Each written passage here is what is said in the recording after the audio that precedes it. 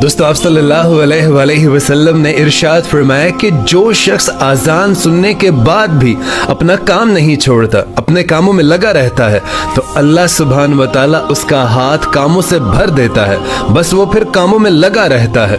और जो शख्स आज़ान सुनने के बाद अपना काम छोड़ देता है, अल्लाह ताला उसके काम में उसको गैबी मदद देते हैं और उसके काम में बरकत अता फरमाते हैं। ये थी आज़ान की फजीलत। अब नमाज की फजीलत सुनो।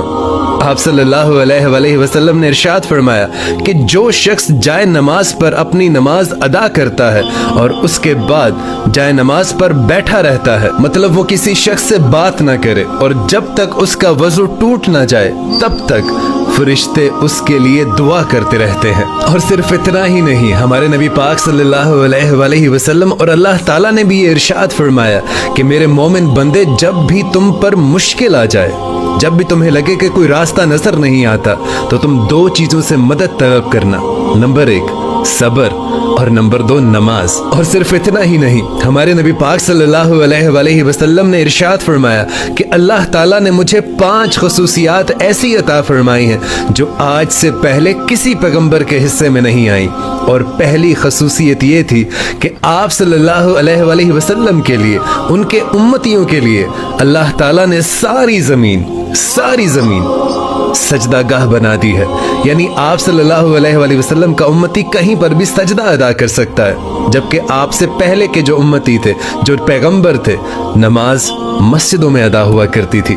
और दूसरी खसूसियत कि आप जो माले गनीमत जंग के दौरान होता था वो हलाल करार दे दिया गया था। और तीसरी खसूसियत, आप सल्लल्लाहु अलैहि वसल्लम ने इरशाद फरमाया कि अल्लाह ताला ने मेरा रोब मेरे दुश्मन पर 1 महीने की मुसाफत से डाल दिया हुआ है। और फिर चौथी खसूसियत, आप सल्लल्लाहु अलैहि वसल्लम ने इरशाद फरमाया कि मुझे तमाम दुनिया के लिए आखिरी पैगंबर बनाकर भेजा गया है, मुझे रहमतुल आलमीन बनाकर भेजा गया है, जबकि मेरे से पहले जितने भी पैगंबर थे उन्हें किसी एक कौम पर, एक इलाके पर, एक मुल्क पर पैगंबर बनाकर भेजा गया था, लेकिन मुझे रहमतुल आलमीन और आखिरी पैगंबर का दर्जा मिला। और फिर 5वीं खसूसियत ये कि आपने इरशाद फरमाया कि अल्लाह ताला ने मुझे एक खसूसी इज़्न अता फरमाया है, और वो इज़्न शिफात का है जो किसी पैगंबर के हिस्से में नहीं आया। तो बताने का मकसद ये है कि नमाज एक ऐसी खसूसियत है जो आज से पहले किसी पैगंबर के हिस्से में नहीं आई, वो हमारे नबी पाक सल्लल्लाहु अलैहि वसल्लम के हिस्से में आई और हम उम्मतियों के हिस्से में आई। और उसके लिए अल्लाह ताला ने सारी ज़मीन, अब अंदाज़ा लगाइए, सारी ज़मीन आपके लिए सजदागाह बना दी है।